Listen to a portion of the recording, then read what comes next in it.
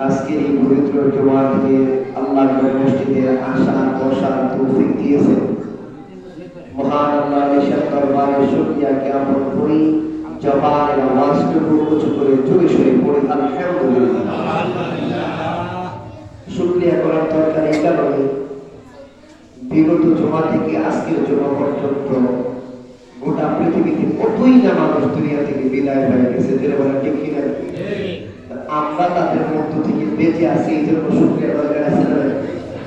আজকে আপনাদের এই গ্রামেই ধরেন, গত জুমাতে জনাব জাহিদ মুন্সি সাহেব বেঁচে আছেন, ঠিক না?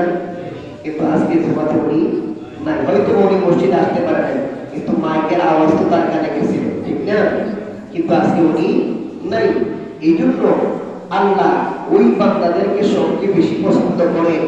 আল্লাহ বলেছেন, লাইন শাকারতুম লাআযীদান্নাকুম ওয়া লাইন কাফারতুম ইন্না আযাবি লাশাদীদ।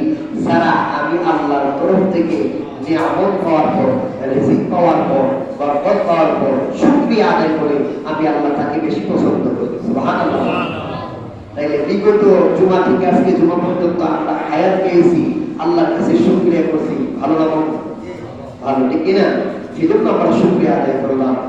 লক্ষ কোটি দরুদ সালাম দয়াল নবীজির নুরানি কদম মোবারকে, জিনার উসিলে আসমান জমিন আর কুরসি লৌহ কলম গোটা কোল কায়নাত সৃষ্টি করেছেন, যিনাকে নবী মেনে 1,24,000 পয়গম্বর দুনিয়ায় দিনের দাওয়াত প্রচার করেছেন।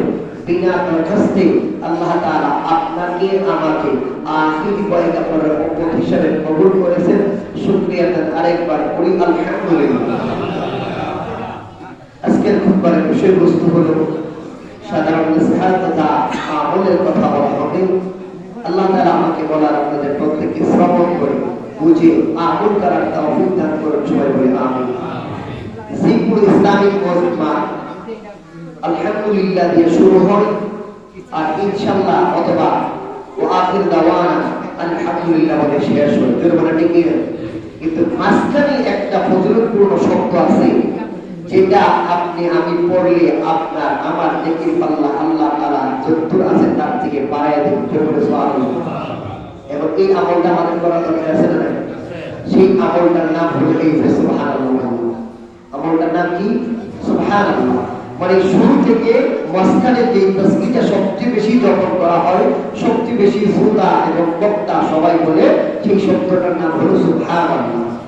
তাহলে এই সুবহানাল্লাহ বললে হাদিস শরীফে আসছে, একবার সুবহানাল্লাহ বলা আসমান জমিনের ফাঁকা জায়গা যতটুকু আছে সম পরিমাণ ভরপুর করে আল্লাহ তাআলা আপনার আমার আমল নামায় সওয়াব লিখে দেন।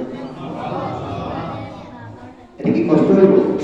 এবার আজকের এই মজমাতে যে বললেন তার নেকের পাল্লা কি হবে? জোরে বলেন।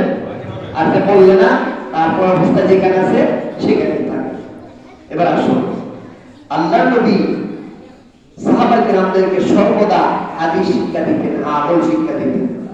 আল্লাহর নবীর পবিত্র জবান মুবারকে প্রত্যেকটা বাণী সাহাবায়ে কেরাম এমন শক্তভাবে নিতেন, এমন কঠিনভাবে নিতেন, নিজের জানটা চলে যাবে কিন্তু আল্লাহ রাসূল সাল্লাল্লাহু আলাইহি ওয়াসাল্লামের পবিত্র জবানের বাণী ছেড়ে দিবেন না।